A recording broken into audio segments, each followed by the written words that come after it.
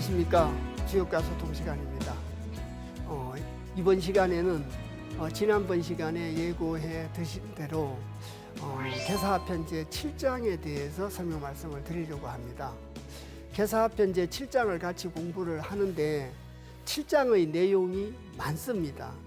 내용이 많기 때문에 이번 시간에는 7장의 어떤 전반부만 말씀을 드리고 다음 시간에 7장 후반부를 말씀드려서 나누어 가지고 부득불 이렇게 공부를 해야 됨을 미리 양해 말씀을.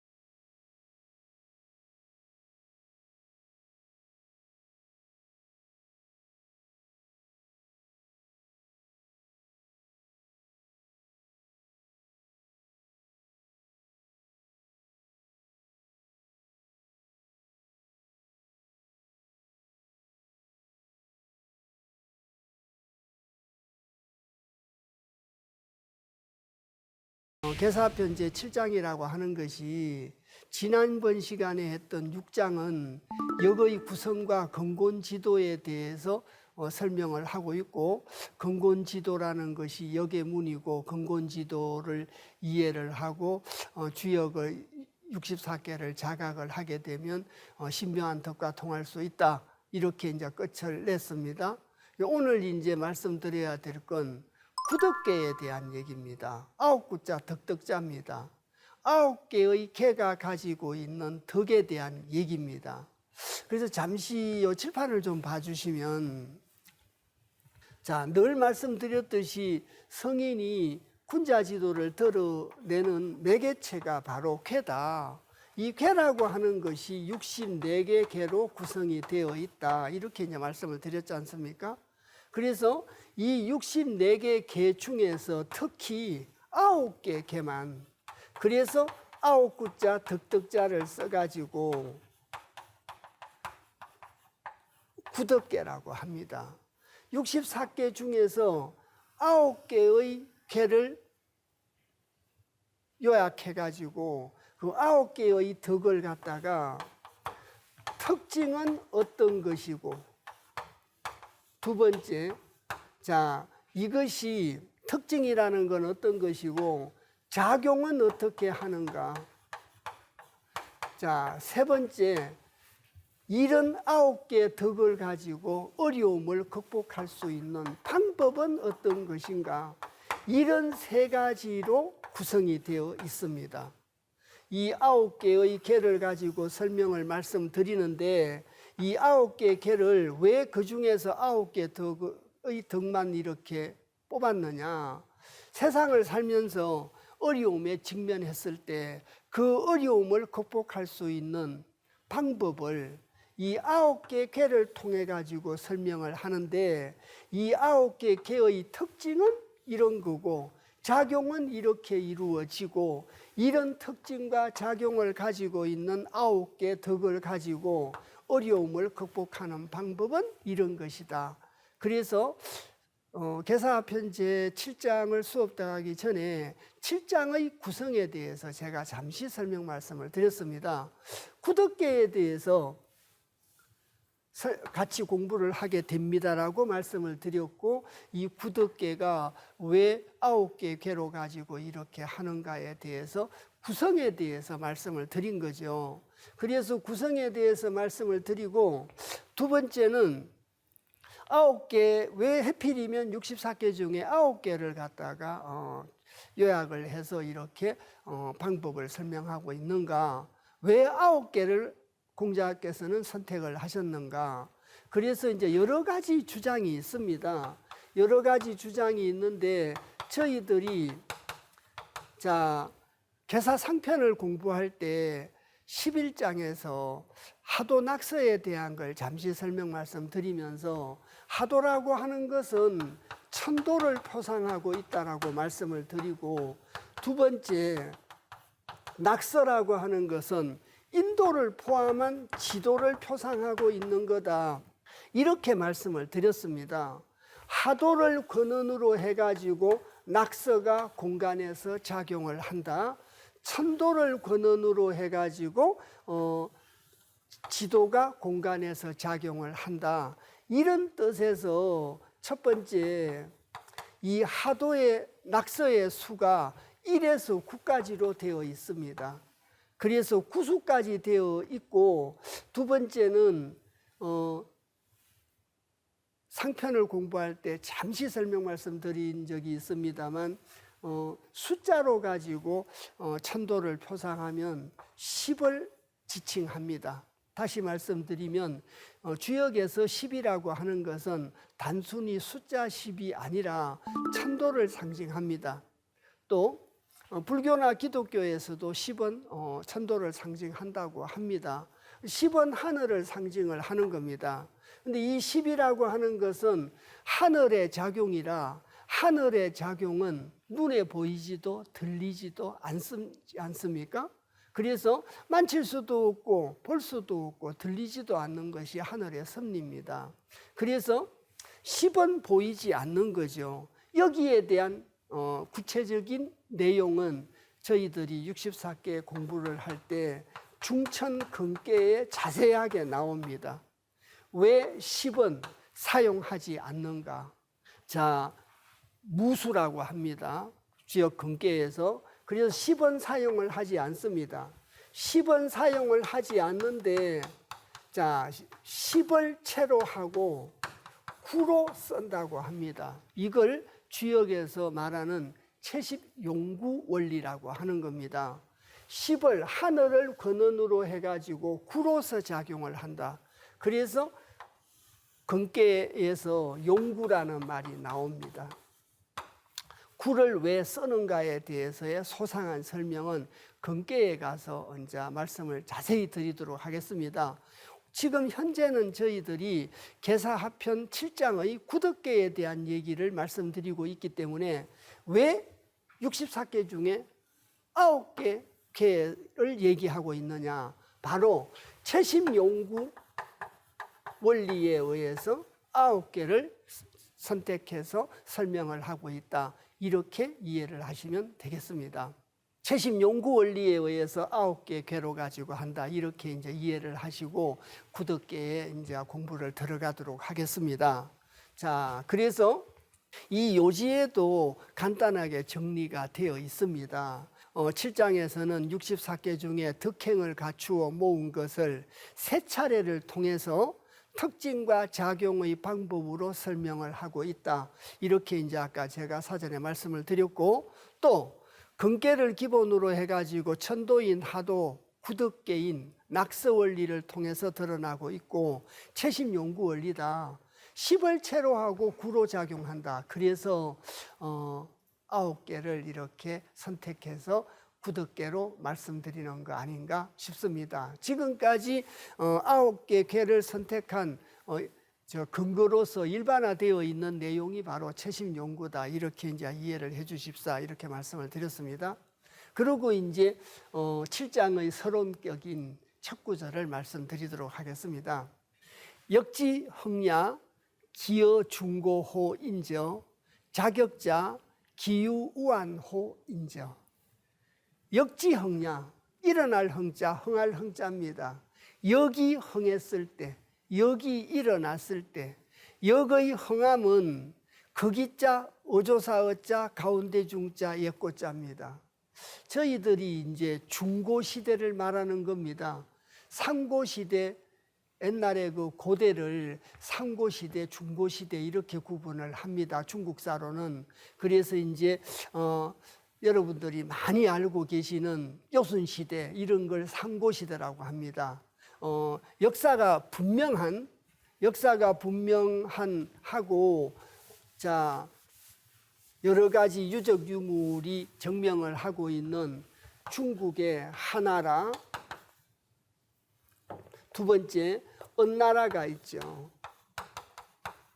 주나라, 하은주 시대, 이 시대를 중고시대라고 합니다. 이 시대를 중고시대라고 하고 지난번 시간에도 말씀드렸습니다마는 은나라 말기에 서백이라고 칭해지는 희창이라는 사람, 이 희창이라는 사람이 나중에 희창의 아들이 희발이라는 사람입니다. 그 희발이라는 사람이 주나라를 세워가지고 주나라의 초대 임금이 무왕이 됐습니다. 주나라의 초대 임금인 황제가 됐으니까 황제의 아버지 희창을 왕으로 추존을 해가지고 이 희창을 문왕이라고 호칭하게 된 겁니다. 원래 문왕은 아닙니다. 아들이 주나라 임금이 됨으로써 아버지인 희창을 서백을 지냈던 희창이라는 사람을 문왕으로 추존을 함으로써 문왕이라는 호칭을 달게 된 겁니다. 그래서 이제 여기다가 바뀔역자를 붙여서 지금 저희들이 공부하고 있는 역이 문왕역이다 이렇게 이제 되는 거죠. 그래서 이 구절에 나와 있는 이 중고시대, 이때 역이라는 게 나왔지 않습니까? 이때 역이라는 것이 나왔기 때문에 중고시대, 더 구체적으로는 은나라 말 주나라 초기, 그걸 네 글자로 은말주초라고 합니다. 은말주초에 역이라는 게 나왔다. 그래서 다시 경문을 보겠습니다. 자, 역지흥야 기어중고호 인저, 역이 흥했을 때 그 중고시대 인저, 이 중고시대라는 것이 방금 말씀드렸듯이 은말주초, 은나라 말기 주나라 초기다 이렇게 분명하게 이제 이해를 하셨으면 좋겠습니다. 그래서 중고시대인저, 더 구체적으로 은나라 말기 주나라 초기인저, 자격자 기유우안호인저, 역을 만든 사람은 지을작자 바뀔역자니까 역을 만든 사람, 그 역을 만든 사람은 주역의 저자는 여러 명이지 않습니까? 삼여도 함께 64개는 주역의 공부를 처음 시작할 때 말씀드렸습니다마는 복희라는 사람이 삼여도 함께와 64개를 만들었다 이렇게 말씀을 드렸고, 그 64개의 쾌에다가 말씀을 붙인 사람이, 쾌사를 붙인 사람이 바로 문왕이고, 육효에다가 말씀을 붙인 사람이 문왕의 아들인 주공입니다. 그리고 그 쾌사와 효사에 해설을 붙인 사람이 바로 공자죠. 그래서 주역은 네 사람의 공동작품이다 이렇게 말씀드리지 않습니까? 여기서 말하는 이 자격자라는 것은 그 네 사람 중에 한 사람만 꼽는다면 문왕을 지칭을 하는 겁니다. 그래서 물론 복희나 주공이 포함될 수도 있는데 문왕을 주로 이제 지칭을 하는 걸로 일반화되어 있습니다. 자격자는 기유우안호인저, 그 역을 만든 사람, 그 사람은 있을 유자 근심할 우자 근심할 한자입니다. 우안이 있음인저, 어떤 근심이 있음인저 그 말이죠. 그 문왕은 굉장한 근심이 있었습니다. 그래서 지난번 시간에도 조금 말씀드린 걸로 기억이 됩니다마는 어떤 근심을 갖다가 가지고 있었느냐, 그걸 간단하게만 잠시 말씀을 드리겠습니다. 그래서 이 은나라 말기의 왕은 주왕이라고 말씀을 드렸습니다. 이 사람은 대표적인 폭군입니다. 이 주왕이라는 폭군이 여기 있는 희창이라는 사람을, 백성들의 존경을 받고 있는 제후를 감옥에다가 보내서 감옥에다가 가두고, 또 전하는 말에 의하면 이 희창이라는 사람 큰아들이 백업고라고 합니다. 그래서 이 백업고를 갖다가 죽여가지고 시체, 이렇게 말씀드려서 대단히 죄송합니다마는 백업고의 시체를 갖다가 고기처럼 해가지고 만두를 만들었다고 합니다. 그래서 이 고기를 유리라는 지역의 감옥에 있는 휘창한테 보내가지고 그 고기로 가지고 사람 고기로 가지고 만두를 만들어서 줬다고 합니다. 만두를 갖다가 만들어서 휘창인 문왕한테 줬는데 이 문왕은 그 만두 속에 있는 고기가 자기 아들 고기인 줄 알고도 아무런 표정을 짓지 않았다고 합니다. 좋게 말하면 왕인 주왕이 처신을 한 거고 주왕이 시켜서 하는 거라 신하가 임금의 말에 순종해야 되니까 내 아들의 시체 고기로 가지고 만두를 만들어서 날 갖다 줬지만 임금의 말에 순종해야 된다는 일념으로 아무런 내색을 하지 않았다고 합니다. 그래서 이 주왕과 주왕 밑에 있는 신하들이 아들의 시체 고기로 만든 만두를 먹고도 불평불만을 하지 않으니까 걱정할 필요 없고 죽일 필요까지는 없겠다라고 했다는 겁니다. 그래서 문왕이 목숨을 부지했다. 순종으로서 목숨을 부지했다. 이렇게 이제 얘기들을 하고 있습니다. 그래서 자기 아들이 죽고 이랬음에도 불구하고 본인은 감옥에 갇혀 있고 자기 아들은 죽고 이랬음에도 불구하고 본인이나 자식들, 가정사에 근심을 한 것이 아니라 도리어 주왕의 폭정에 허덕이고 있는 이 백성들을 걱정해서 주역을 만들었다고 합니다. 이 사람들이 나아가야 될 바가 뭔가를 제시해 주기 위해서 주역을 만들었다고 전해집니다. 그래서 다시 여기를 보겠습니다.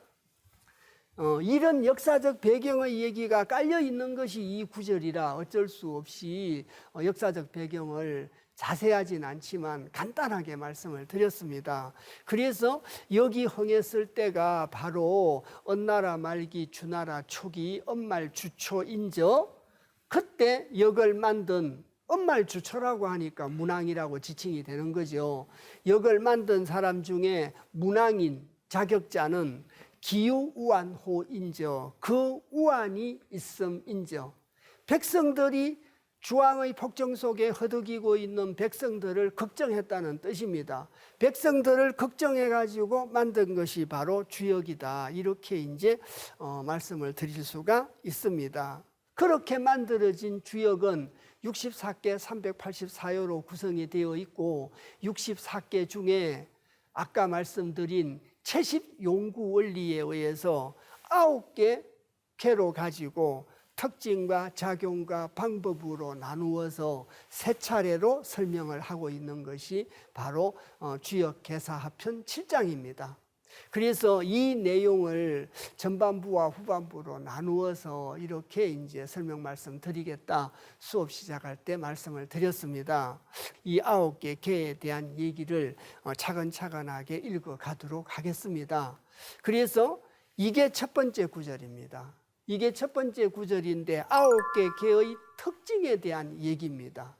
두 번째 구절에 가면 또 9개 구덕에 대한 작용에 대한 얘기를 써놨고 또 세 번째 구절에 가면 9개 구절에 대한 방법에 대해서 이렇게 써놨다. 다시 한번 표를 보자면 이렇습니다. 그래서 첫 번째가 바로 특징에 대한 건데 시고로 이런 까닭에 역을 만든 자, 자격자는 우환이 있음인저 그런 걱정 때문에 그 우환을 벗어나기 위한 방법을 제시를 하면서 9개 개로 가지고 설명을 했다. 이렇게 이해를 하시면 되겠습니다. 물론 여기에다가 말을 붙인 사람은 공자께서 붙였습니다. 시고로 이는 덕지기하여 겸은 덕지병야요 복은 덕지본야요 항은 덕지고야요 소는 덕지수야요 익은 덕지유야요 고는 덕지변야요 정은 덕지지야요 소는 덕지제야이라. 저희들이 개사상하편을 공부해 오면서 개사편 8장에서도 여러 개 괴를 제가 전체는 아니지만 괴사, 단사, 상사를 말씀드린 적이 있습니다. 또 괴사편 제2장에 와가지고도 64개 중에 13개 궤에 대해서 괴사, 단사, 상사를 통해서 전체적인 뜻이 뭔가를 이렇게 설명 말씀드린 적이 있습니다. 그리고 괴사편 5장에서도 10개의 궤에 대해서 이렇게 말씀을 드렸습니다. 그래서 지금까지 저희들이 이제 같이 공부를 해오면서 여기에 해당하는 궤에 대해서 전체적인 내용을 한번 읽어본 궤도 있고 읽지 않았던 궤도 있습니다. 그런데 이제 이 구절을 읽어가면서 간단하게 그 궤에 대한 설명 말씀을 드리고 내용의 해석을 하고 이렇게 이제 말씀을 올리도록 하겠습니다. 그래서 이제 시고로 이런 까닭에 이는 천택 이께를 보고 말합니다. 이께라고 하는 것은 실천하는 의미를 갖다가 설명하고 있는 것이 천택 이께입니다. 얘가 아니면 행하지 말고, 얘가 아니면 말하지 말고, 얘가 아니면 보지 말고, 얘가 아니면 움직이지 말라고 한 비례불리라. 그래서 얘가 아니면 행하지 말라의 그 이께 이자입니다. 신이자 발벌 이자입니다. 그래서 이때 이라고 하는 것은 실천을 의미를 합니다. 실천을 의미를 하는데 어떤 걸 실천하는 거냐? 예를 실천하는 거죠. 성인 지도를 실천하는 겁니다. 예를 실천을 하는 거고, 예라고 하는 것은 성인 지도에 의해서 만들어진 거니까 예를 실천하는 걸로 이해를 하시면 되겠습니다. 그리고 이제 또 하나 말씀을 드리자면 천택 이께가 주역 64께 중에 10번째 께입니다. 아까 제가 10은 하늘을 상징한다 그런 말씀을 드렸지 않습니까? 왜 천택 이께가 64께 중에 10번째 와 있는가? 10을 실천한다 그런 뜻도 있다고 합니다. 그래서 이라고 하는 것이 이 구덕계를 읽어가는 데는 이께의 이의 뜻, 지상경계의 겸의 뜻, 지례복계의 복의 뜻, 그 복계, 경계, 이께의 뜻을 이해하셔야 뒷구절을 짧지만 뒷구절을 쉽게 이해할 수가 있습니다. 그래서 거듭 말씀드리지만 이라고 하는 것은 바로 참도를 실천하는 것이요 예를 실천하는 것이다. 그리고 예가 아니면 행하지 마라. 그렇게 주역에서 얘기하고 있습니다. 그래서 이라고 하는 것은 덕지기하이니 덕이자입니다. 덕의 터전이라는 거죠. 덕을 갖다가 행하는 터전이 바로 이다. 천도를 실천하고 예를 실천하는 것이 바로 이께다. 그래서 이께의 특징은 거듭 말씀드리지만 천도를 실천하는 거기 때문에 덕의 기초다, 기반이다. 그래서 제가 자주 말씀을 드렸습니다. 덕이라고 하는 것은 나이가 들면 덕이 쌓이는 것이 아니고 덕이라고 하는 것은 성인 지도를 자각하고 공부함으로써 덕이라고 하는 것은 쌓을 수 있게 되는 겁니다. 그래서 이 덕을 실천하는 것, 이것이 이께입니다. 덕을 실천하는 것이 바로 한 성인 지도를 실천하는 것이 덕의 기초요, 덕의 기반이다. 이렇게 얘기를 하고 있다는 거죠. 그래서 이제 세상 살면서 주왕의 폭정 밑에 허덕이는 백성들한테 이 어려움을 헤쳐나갈 수 있는 방법은 이런 거라고 9개의 궤로 가지고 설명 말씀을 드리기 전에 특징을 설명하고 있다 이 말입니다. 그래서 이는 덕지기하이요 겸은 덕지병야이요 겸손할 겸자죠. 자, 여기 잠깐 보시겠습니다. 주역에서는 겸손에 대해서 두 궤에서 겸손을 설명하고 있다. 이렇게 이제 말씀드릴 수 있습니다.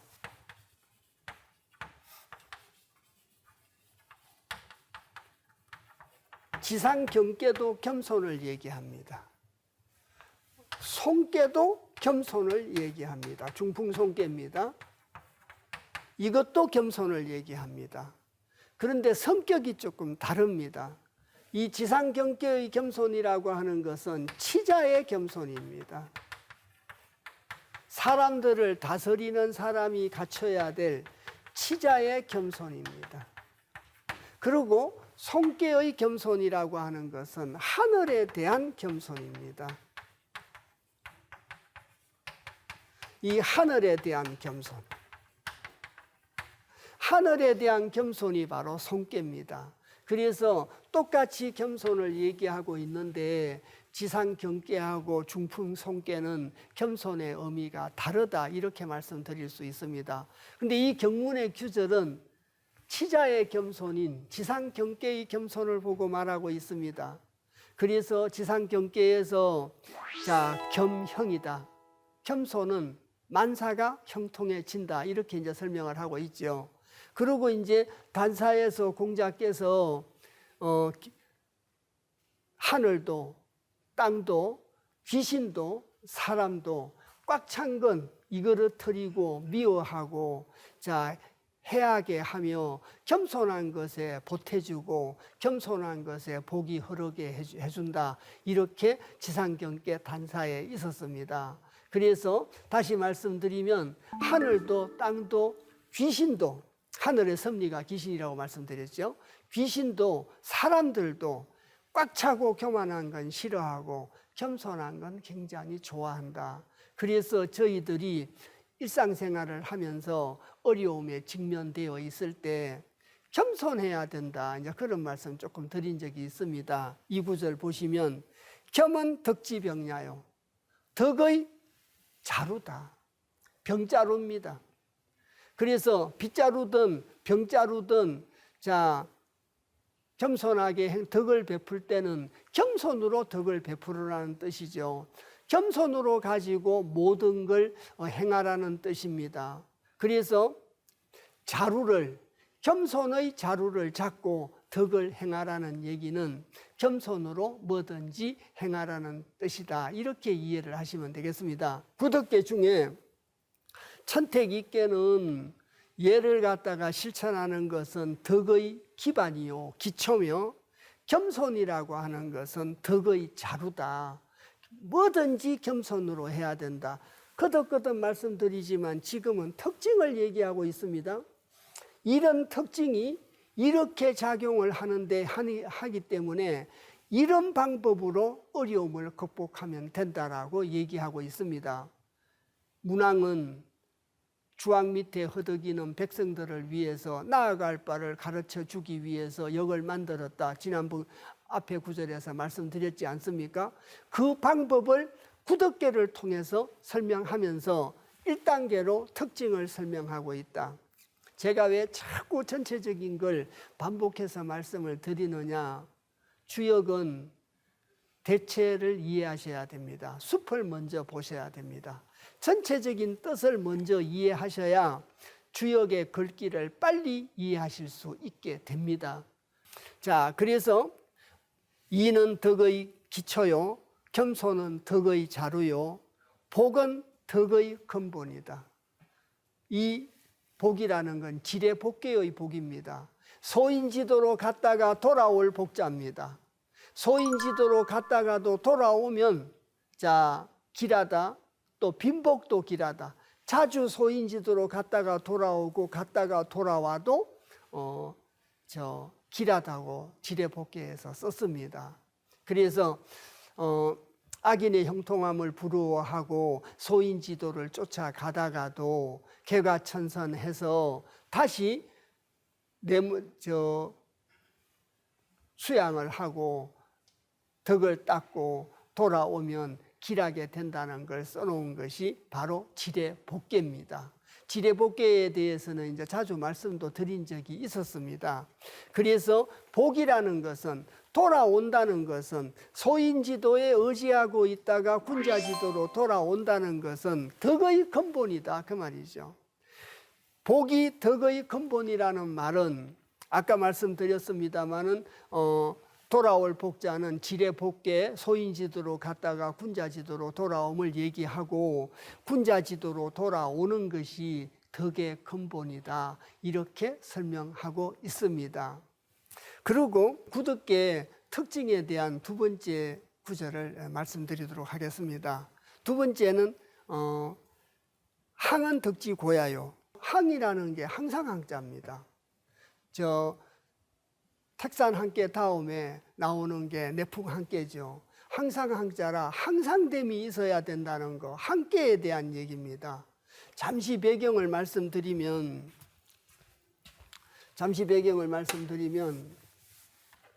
택산 한께는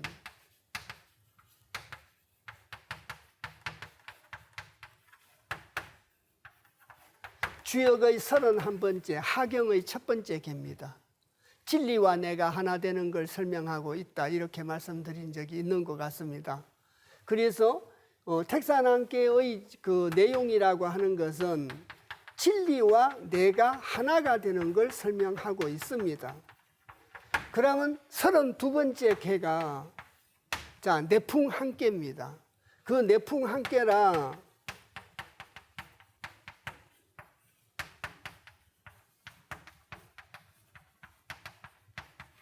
이 항자가 항상 항자입니다.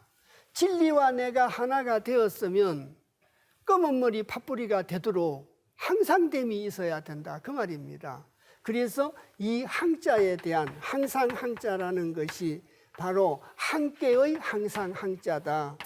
뭘 항상 함께 해야 되느냐? 진리와 내가 하나가 됐으면 죽을 때까지 변함이 없어야 된다, 그런 뜻의 항상 항자입니다. 그래서 다시 경문을 보겠습니다. 그래서 항은 덕지 고야이요. 그래서 굳을고자입니다. 항상됨이 있다는 것은 덕을 굳히는 것이다, 굳게 만드는 것이다, 덕의 굳음이다, 이렇게 얘기할 수 있습니다. 그런 뜻을 설명하고 있는 거거든요, 이게. 그래서 항은 덕지 고야라, 그래서 덕의 굳음이다, 덕을 굳게 만드는 것이다. 그래서 흔들림이 없이 끝까지 갈 수 있다. 그래서 사람은 항상됨이 있어야 된다, 항도가 있어야 된다, 상도가 있어야 된다, 똑같은 말입니다. 저 항자가 굳을고자를 써서 덕이 굳음이요. 손이라고 하는 것은 덕지수야라, 드러낼 손자죠. 저희들이 계사편제 5장을 읽으면서 손익에 대해서 말씀을 드린 적이 있습니다. 잠시 다시 말씀을 조금 드려서 그 뜻에 대해서 말씀을 드리고 내용을 읽도록 하겠습니다. 드러낼 손자입니다. 자, 드러낼 손자고 보탤 익자죠. 그래서 이걸 합쳐서 손익지도라고 합니다. 자, 손이라고 하는 것은 드러낼 손자라 드러내는 걸 의미하고, 드러내면, 이 드러낸다는 것은 자 손하 익상입니다.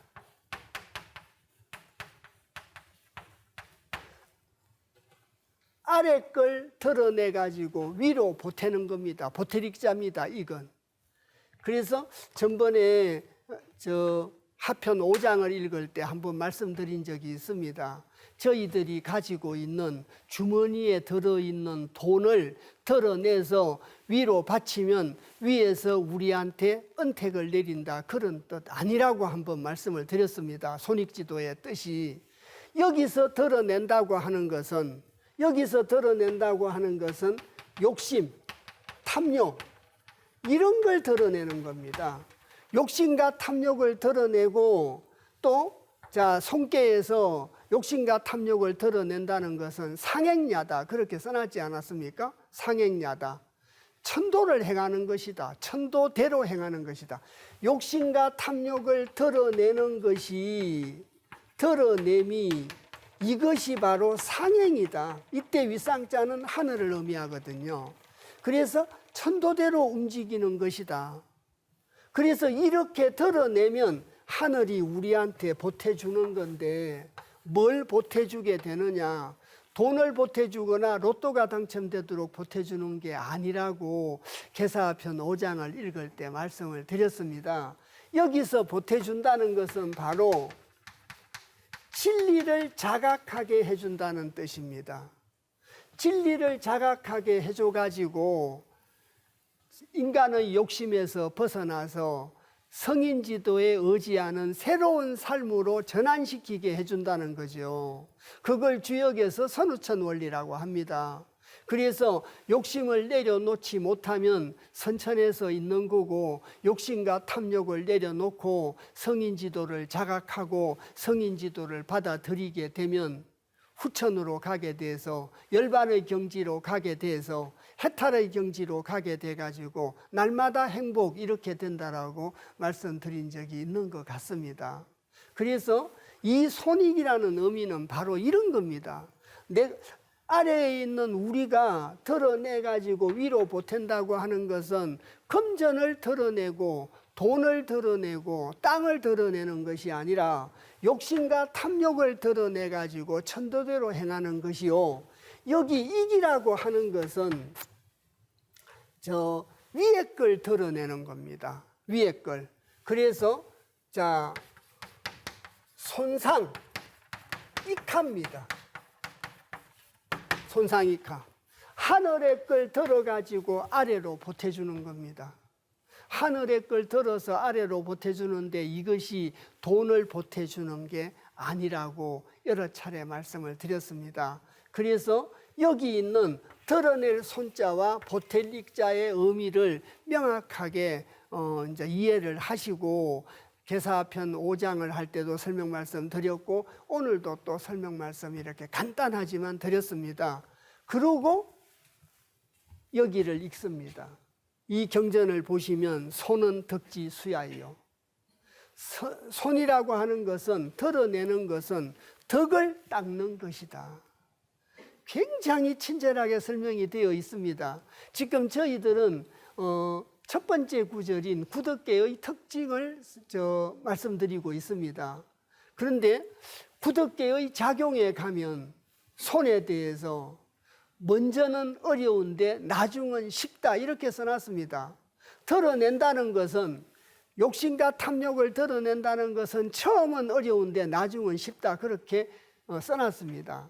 그렇게 작용되는 것이다. 그래서 이제 첫 번째 구절은 다소 또 이해가 안 가는 미흡한 부분이 있다 손 치더라도 두 번째 가서 작용에 대해서 또 읽으시고 방법에 대해서 읽으시면 훨씬 더 이해도가 높아지실 수 있습니다. 그래서 손이라고 하는 것은 덕지수야요. 덕을 닦는 것이고 이기라고 하는 것은 하늘이 보태주는 게 이기라고 말씀드렸지 않습니까? 그래서 이기라고 하는 것은 덕지유야이요. 덕의 넉넉함이다. 그래서 저 넉넉함이라고 하는 것이 돈으로서의 물질로서의 넉넉함이 아니라는 거죠. 그래서 진리의 넉넉함을 보고 말을 한다. 이렇게 이해를 하셔야 됩니다. 주역에 화천대육계가 있습니다. 그래서 큰대자 있을 유자입니다. 크게 가진 것이죠. 크게 가진 것이 뭐냐는 걸 설명하고 있는 것이 화천대육계입니다. 그래서 하늘에 있는 밝음이 크게 갖는 것이다. 그것이 화천대유입니다. 간단하게 말씀드리면 자 잠시 글자로 가지고 말씀을 드리면 화천대유입니다.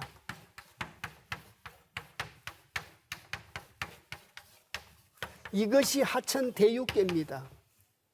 자, 괴로 따지면 불이 위에 있고 하늘이 아래에 있습니다. 하늘 위에 밝음이 있는 거죠. 하늘 위에 밝음이 크게 갖는 것이라는 얘기는 주역에서 이 불이라고 하는 것은 진리, 태양 이런 걸 의미하죠. 그래서 하늘에 있는 진리, 하늘의 진리를 갖는 것이 크게 갖는 것이다. 더 쉬운 얘기로 진리를 자각한 자가 세상 모두를 가진 것이다. 그 뜻입니다. 그래서 진리를 자각한 자가 세상 모두를 가진 것인데 진리를 자각한 자가 세상 모든 걸 가진 것이니 진리를 자각하는 보탬을 주는 것이 이기라는 거죠. 그래서 다시 이 경문을 보시겠습니다. 이건 덕지유야다. 하늘이 보태준다는 것은 덕을 넉넉하게 하는 것이다. 하늘이 보태준다는 것은 진리를 자각할 수 있는 기회를 갖게 되는 것이라 세상 모든 것을 갖게 되는 그런 넉넉함을 가지게 된다는 뜻입니다. 그래서 자, 고는 덕지변야이요, 가릴 변자죠. 그래서 가운데 칼도자가 들었기 때문에 칼로 딱 나누듯이 명확하게 분별을 해라 그 말입니다. 그래서 곤자는 고날곤자죠. 택수공계의 곤입니다. 저희들이 앞에서 공부하실 때 계사편 5장에서 거론된 적이 있고 또 상편 8장에서도 거론된 적이 있습니다. 소인지도에 의지하면, 그러니까 거우질려라. 고날바가 아닌데 고난 이유는 거우질려라고 설명되어 있었지 않습니까? 가시질자, 가시려자, 가시던 풀에 걸려 있다. 가시던 풀이라는 것이 소인지도의 전형입니다. 소인지도의 전형인 가시던 풀에 의지를 한다는 것은 소인지도에 의지를 한다는 것이고, 소인지도에 의지를 하니까 고나지 않아도 되는데 고나게 된다는 겁니다. 육신이 고나게 된다는 뜻이죠. 성인군자지도에 의지를 하면 고나지 않을 텐데 소인지도에 의지를 하기 때문에 고나게 됐다는 뜻입니다. 그래서 그 곤자입니다. 사람이 고나게 되면 어떤 사람인가를 잘 분별할 수 있다, 그런 형이야적인 의미가 아닙니다. 고는 덕지변야이요. 그래서 곤이라고 하는 것은 덕을 분별한 것이요, 덕을 잘 분별한다. 소인지도에 의지할 건지 성인지도에 의지할 건지를 분별하라는 겁니다. 그걸 잘 분별하면 성인지도에 의지하면 고나지 않고 소인지도에 의지하면 고나게 된다는 걸 설명하고 있는 겁니다. 그러니까 세상사 살면서 어려움에 직면하는 것은 여러 가지 이유가 있겠지만 그 중에 하나가 성인지도에 의지하지 않고 소인지도에 의지를 했기 때문에 고나다, 이렇게 얘기할 수 있다는 거죠. 그리고 이제 우물정자입니다. 수풍정계의 정입니다. 그래서 우물이라고 하는 것은 진리를 상징하는 겁니다. 진리의 물을 상징합니다. 자, 잠깐만 정계에 대해서 말씀을 드리겠습니다. 이 정계에 대해서 보시면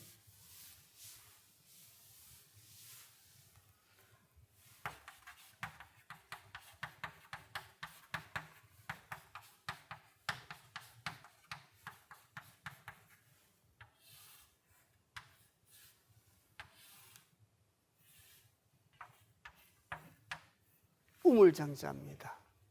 보통 우리의 전통적인 마을에 가면 마을 앞에 우물이 있습니다. 물론 여기 있을 수도 있겠죠. 집집마다 우물이 있는 것이 아니라 그 우물을 공동으로 쓰는 공동우물입니다. 그런데 왜 이게 공동우물이고 길가에 있느냐? 이 우물정자의 물은 두 가지의 뜻이 있습니다. 그래서 한 가지의 뜻은 하늘의 은택의 뜻을 갖고 있고, 하나는 험난할 험자를 써서 험난함을 얘기하고 있습니다. 그런데 수풍정계에서는 하늘의 은택, 진리를 보고 의미를 합니다. 이 물이라고 하는 것은 바로 진리를 의미한다는 거죠. 또 이 우물 안에 있는 그 물은 나무로 가지고 우물정자를 만들어서 우물을 만들고, 위에다가 죄송합니다만은 제가 그림을 잘 못 그려 가지고 죄송합니다. 위에다가 돌을 이렇게 얹어 가지고 우물을 이렇게 만드는 거죠. 이렇게. 그리고 물이 요만큼 차 있습니다. 여기 있는 진리의 물을 떠먹는 건 뚜레박으로 떠먹는데 뚜레박도 나무로 만들었습니다. 주역에서 나무라는 건 목도입니다. 성인지도로 만든 뚜레박으로 가지고 진리의 물을 떠먹는다, 그런 뜻입니다. 저 수풍정계의 우물정자가. 이 우물에 들어있는 물은 사랑은 나누면 나눌수록 커지고 성인의 말씀은 나누면 나눌수록 커진다고 하지 않습니까? 그래서 여기 있는 우물의 물은 진리이기 때문에 지나가는 사람들이 전부 떠먹어야 됩니다. 지나가는 사람들이 전부 떠먹어야 되고 온 동네 사람들이 다 떠먹어야 됩니다. 그래서 온 동네 사람들이 진리의 물을 떠먹고 성인의 말씀을 자각하고 이상적인 세계를 이루고 지나가는 사람마다 우물의 물을 떠먹고 주체 자각을 해서 개인적으로 성숙해지고 사회적으로는 이상사회를 이루고자 했던 하늘의 법칙을 인간의 법칙으로 삼고자 했던 그런 주역적인 우주관 문화가 우리의 일상생활에 깔려 있는 겁니다. 바로 우물은 이렇습니다. 그래서 우물에 비를 맞지 않도록 하기 위해서 우물 위에다가 집을 이렇게 지어 올리는 경우는 이때 우물에다가 뚜껑을 닫고 열쇠로 절대로 식은 장치를 걸면 안 된다라고 합니다. 주역에서 수풍정계 상효사의 물맥이라 절대로 뚜껑을 덮지 마라. 지나가는 사람마다 다 물을 떠먹고 진리를 나누어야 되는데 뚜껑을 덮으면 떠먹을 수가 없지 않습니까? 그래서 그런 뜻을 가진 것이 바로 우물정자 정입니다. 그래서 정계의 수풍정계의 뜻을 간단하게 설명 말씀드렸습니다. 그래서 우물이라는 것은 진리의 우물을 보고 말을 하고 저 물을 떠먹어서 세상 사람들이 모두 나누어 먹는 그런 얘기를 써놓은 것이 바로 수풍정계다 이렇게 이제 말씀을 드리겠습니다. 그래서 이 정이라고 하는 것은 덕지지하이요 덕의 땅이라는 거죠. 땅이라는 건 잘 아시다시피 엄마와 같죠. 모든 걸 다 포용해 주지 않습니까? 모든 걸 다 포용해 주고 그러면서도 땅은 움직이지 않습니다. 모든 걸 더 깨끗한 것도 품어주고 더러운 것도 품어줍니다. 노자가 상선약수라고 했지 않습니까? 최고의 선은 물이다. 그래서 하늘에서 물이 떨어져 가지고 만물이 자라도록 해주고 더러운 걸 씻어주며 아래로 낮은 곳에서 낮은 곳으로 흘러내려도 묵묵히 자기의 역할을 다하는 것이 물이다. 그래서 최고의 선은 물이다라는 말이 같을 약자 물수자 윗상자 착할선자를 써서 상선약수라고 하지요. 노자가 상선약수라고 했지 않습니까? 그래서 땅은 움직이지 않습니다. 땅이 움직이지 않듯이 우물 속의 진리의 물도 움직이지 않는다는 뜻에서 덕지지하라는 말을 쓴 겁니다. 거듭 말씀드리지만 정이라는 것은 바로 진리를 상징한다라고 말씀드렸고 고을 사람은 옮길 수 있대 수풍정계에서 나옵니다. 또 두 번째 작용에서도 나옵니다. 고을 사람은 옮길 수 있는데 진리의 물을 퍼먹는 방식만은 옮길 수가 없다. 그래서 개업 불가정이다. 고칠 개자 고을업자 고을은 고칠 수 있는데 우물은 고칠 수 없다. 그 말이 수풍정계에 있습니다. 그 수풍정계의 구절처럼 우물물이라는 것은 덕의 땅이다. 그래서 아까 말씀드렸듯이 모든 걸 다 품어주고 그런 역할이 움직이지를 않듯이 진리의 물을 먹는 그 진리도 움직이지 않는다는 뜻입니다. 이 괴를 계사합편제 7장을 읽어가면서 다시 택수공계로 가고 다시 수풍정계로 가서 수풍정계의 내용은 이렇습니다. 택수공계의 내용은 이렇습니다라고 전체적인 거라도 말씀드리고 가야 이해가 빠르게 됩니다. 그런데 그렇게 하다 보면 시간이 너무 많이 걸리기 때문에 수업 시작하면서 말씀드렸듯이 뜻만 간단하게 말씀을 드리고 본격적인 내용은 64개를 공부하는 기회가 있으면 그때 가서 구체적이고 소상하게 말씀을 드리도록 하겠습니다. 이 얘기 또 말씀드리는 이유는 내용으로 들어가지 않다 보니까 지금 TV를 통해서 같이 공부는 하고 있는데 무슨 말인가 잘 이해가 안 가는 게 안타까워서 드리는 말씀입니다. 소는 덕지 제야라. 마름질할 제자입니다. 저 마름질을 한다는 것은 문물 제도를 만든다는 뜻입니다. 문물 제도를 만든다는 뜻이고, 문물 제도는 뭘로 가지고 만드느냐? 하늘의 법칙으로 가지고 인간의 문물 제도를 만드는 겁니다. 그게 바로 천인 합일이죠. 그래서 늘 자주 말씀드렸습니다. 여기 칠판을 잠깐 보시겠습니다. 천인 합일이 이것이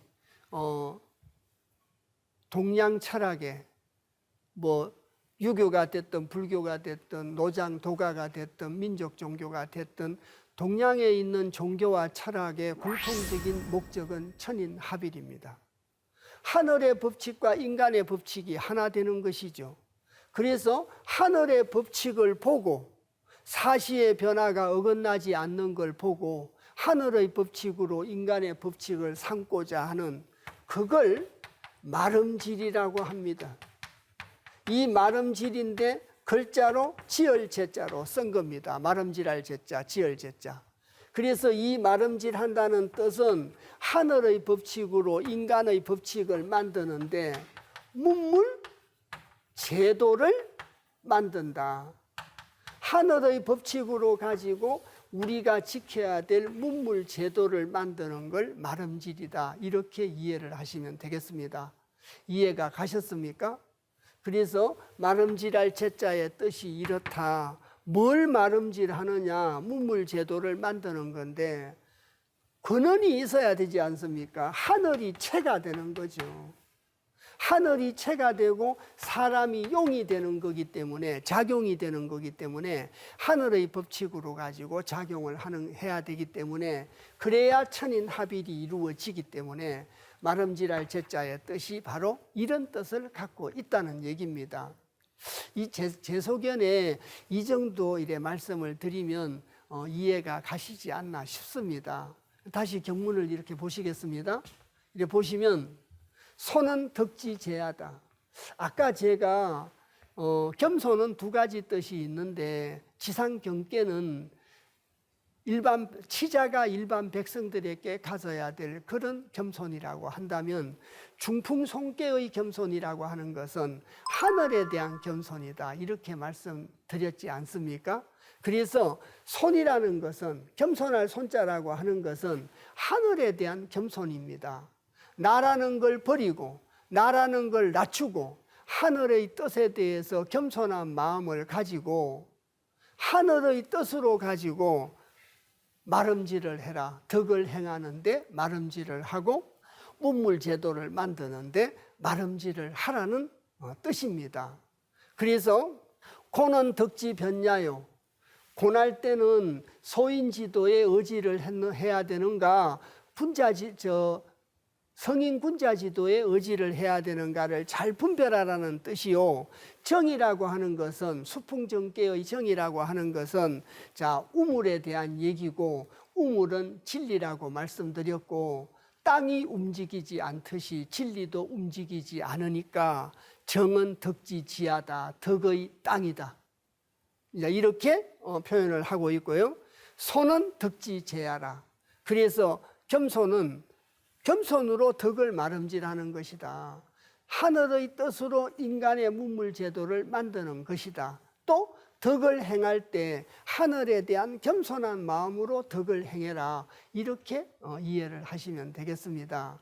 그래서 지금까지 구덕계에 대해서 설명을 말씀드리고, 구덕계의 첫 번째에 대해서 특징을 말씀드려서 이는 덕지 기야이요, 겸은 덕지 병야이요, 복은 덕지 본야이요, 항은 덕지 고야이요, 소는 덕지 수야이요, 이건 덕지 유야이며, 고는 덕지 변야이요, 정은 덕지 지야이요, 소는 덕지 제야이라. 그래서 제가 수업 시작하기 전에 계사편 7장은 구덕계에 대한 설명을 하고 있다라고 말씀을 드렸고, 그 구덕계를 세 단계로 나누어서, 그래서 어려움을 극복할 수 있는 지혜가 구덕계고 그 구덕계를 특징은 이런 거고 작용은 이렇게 되고 극복 방법은 이렇게 된다. 세 가지 분류로 이렇게 설명 말씀으로 되어 있다. 구성에 대해서 말씀을 드리고 이제 이 내용이 많기 때문에 자, 1시간에는 말씀을 다 못 드리고 나누어서 이렇게 말씀을 올린다. 이렇게 말씀을 드렸습니다. 그래서 오늘 같이 공부한 것이 거듭 말씀드리지만 구덕계의 첫 번째 단계인 구덕계의 특징에 대해서 말씀을 드렸습니다.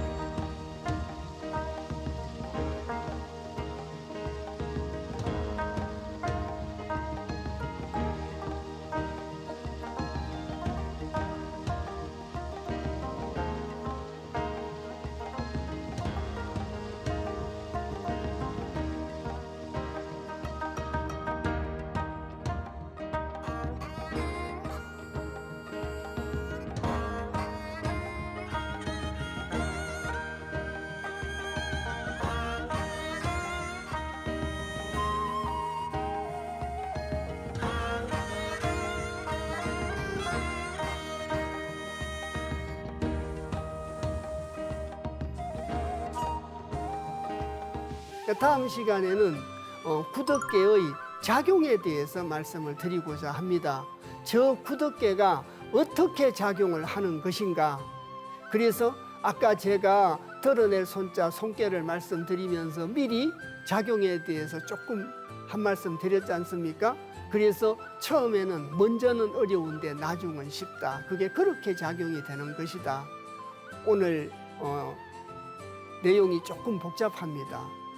여러 단계를 걸쳐서 설명을 세 단계로 나누어서 설명을 하고 있기 때문이기도 하고 여러 개 궤를 설명드리면서 그 궤에 대한 설명 없이 간단하게 제가 구두로 말씀드리고 뜻으로서만 이렇게 새겼기 때문에 혹 이해가 미진할 수 있습니다.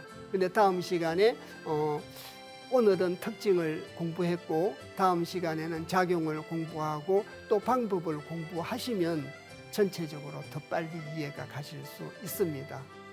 오늘 긴 시간 같이 공부해 주셔서 대단히 감사합니다.